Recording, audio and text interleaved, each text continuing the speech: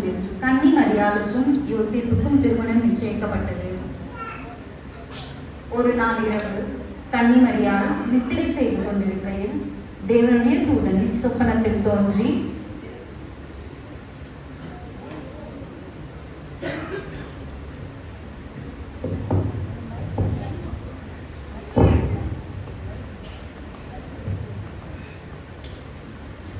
கிருபை பெற்றவளே வாழ்க, கர்த்தர் உன்னுடனே இருக்கிறார், நீ ஸ்திரீகளுக்குள்ளே ஆசீர்வதிக்கப்பட்டவள். மரியாளே பயப்படாதே, நீ தேவனிடத்தில் கிருபை பெற்றாய். இதோ நீ கர்ப்பவதியாகி ஒரு குமாரனை பெறுவாய். அவருக்கு இயேசு என்று பெயரிடுவாயாக. அவர் பெரியவராய் இருப்பார், உன்னதமானவருடைய குமாரன் எனப்படுவார். கர்த்தராகிய தேவன் அவருடைய பிதாவாகிய தாவீதின் சிங்காசனத்தை அவருக்கு கொடுப்பார். அவர் யாக்கோபின் குடும்பத்தாரை என்றென்றைக்கும் அரசாடுவார். அவருடைய ராஜ்யத்திற்கு முடிவிடாது. இது எப்படியாகும்? நான் புருஷன் அறியேனே.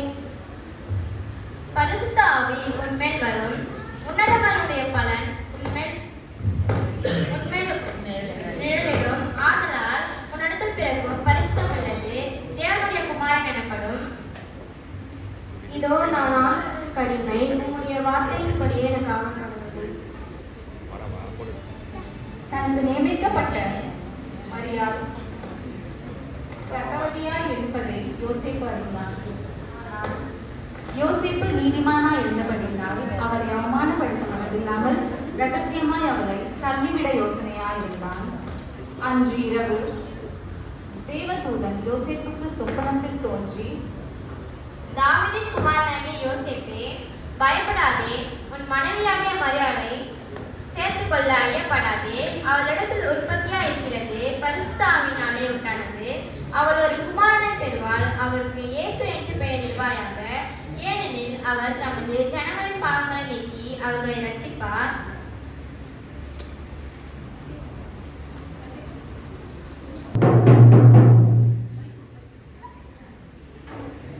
இதனால் சகல ஜனங்களுக்கு தெரிவிக்க என்னவென்றால் உண்மையான எழுத வேண்டும். அவர்களுடைய கட்டளை பிறந்தது. எனவே தங்கள் அவர் சுமையை கேட்டுக்கொள்கள்.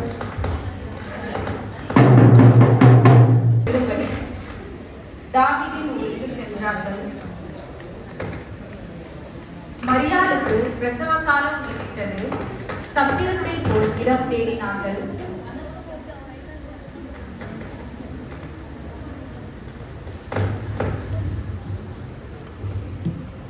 ஐயா, என் மனைவி பிரசவ வழியாக வேதனைப்படுகிறார். உங்கள் சத்திரத்தில் இடம் இருக்கிறதா? ஐயா, எங்கள் சத்திரத்தில் இடம் இல்லை.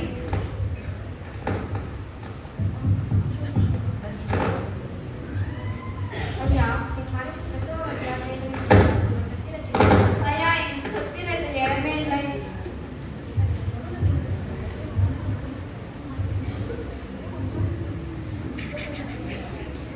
ஐயா, என் மனைவி பிரசவ வழியாக வேதனைப்படுகிறார். உங்கள் சத்திரத்தில் இடம் இருக்கிறதா? சத்திரத்தில் இடங்களை மாற்றுத் தருவதற்கு இடம் கிடைக்கிறது.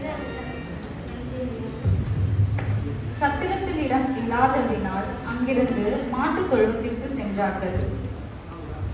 அவள் தன் முதற் பேரான மரியாளாகி அவள் தன் முதற் பேரான குமாரனை பெற்றெடுத்தாள்.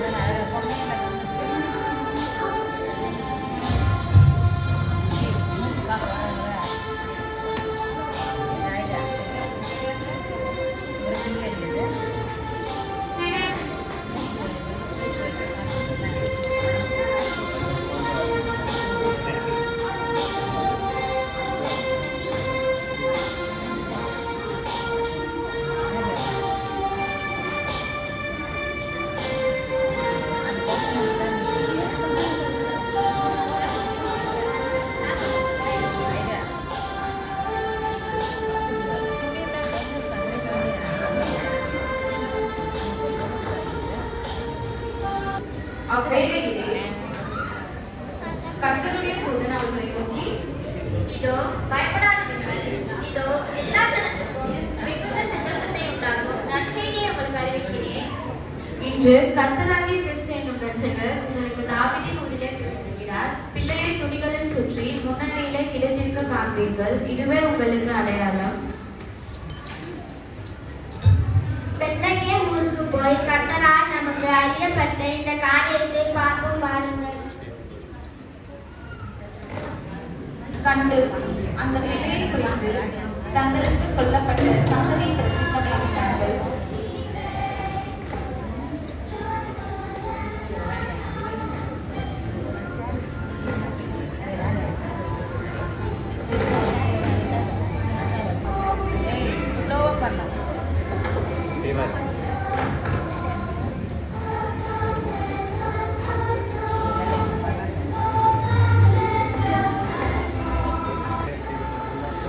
அக்குழந்தை விசாரிக்க எருசலேமில் உள்ள ஏரோது ராஜாவின் அரண்மனைக்கு வருகிறார்கள்.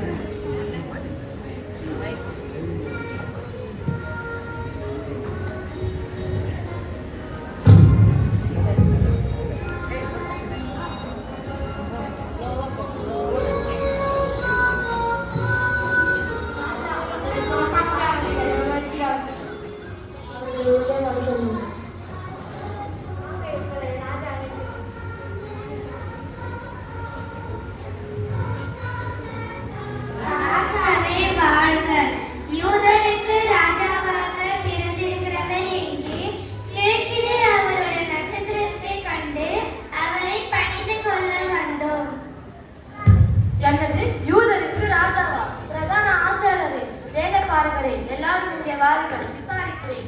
கிறிஸ்துவானவர் எங்கே பிறப்பார் என்று எழுதிக்கொண்டதை பார்த்து சொல்லுங்கள். யூதேயா தேசத்தில் உள்ள பெத்லகேமில் பிறப்பார் என்று எழுதப்பட்டிருக்கிறது மன்னா. அப்படியா? நீங்கள் போய் அந்த பிள்ளையை குறித்து திட்டமாய் விசாரியுங்கள். நீங்கள் அதை கண்ட பின்பு நானும் வந்து அதை பணிந்து கொள்கிறேன். நல்லது, போய் வாருங்கள். பிரவேசித்து